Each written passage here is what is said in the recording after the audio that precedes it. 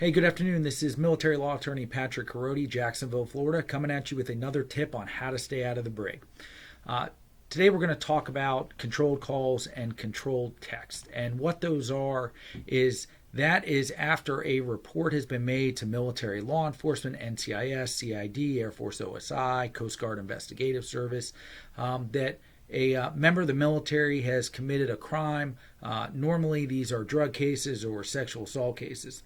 And what will happen is the law enforcement investigator, whether it be a special agent or someone else, will set it up so that the alleged victim or some other cooperating witness will make a call or start sending text messages or messages via an app like Snapchat to the suspect.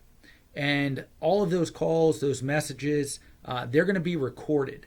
And sometimes, especially with the text messages and the apps, it's not even going to be the person on that's cooperating on the other end. It's actually going to be the law enforcement officer. And the goal of these efforts is to get admissions or confessions from the suspect. The most common one is the controlled call or the controlled text, where a alleged victim of a sexual assault is going to challenge the suspect, and so is going to say things like, "I can't believe you raped me. Why did you do that?" It may be a drug person saying, "Hey, can you hook me up with drugs?" And the point of this is to get the suspect to make an incriminating response. It will look like a real call. It will look like a real text message. There'll be no way to really differentiate it. So how do you know that this is one of those controlled calls? Well, for one, if it's a sexual assault case and you barely had a relationship with the person that's calling you and they never called you before, and now they're calling you, confronting you, that you committed a crime, that's a pretty good indication that this is a controlled call.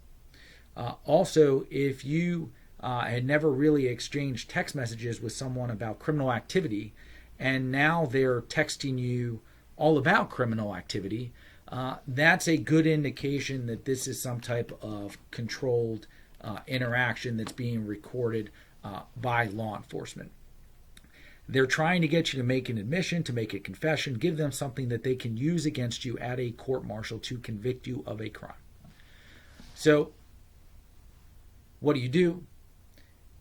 You just ignore. If you get that phone call, you politely say, "Hey, I can't talk right now," and you hang up. If they call again, you don't answer and you send it to voicemail. Don't try and talk yourself out of the crime. Any statement could later be used against you. Remember, rule number 1, shut your mouth. Rule number 2, don't consent to anything. And what rule have we learned during this video? If you get a call or you get text messages that look suspicious, and especially if you have reason to believe that someone may have reported that you committed a crime, ignore them. Get off the phone, don't say anything, and then contact an experienced military defense attorney like myself. Patrick Korody, Jacksonville, Florida. I can be reached at 904-383-7261.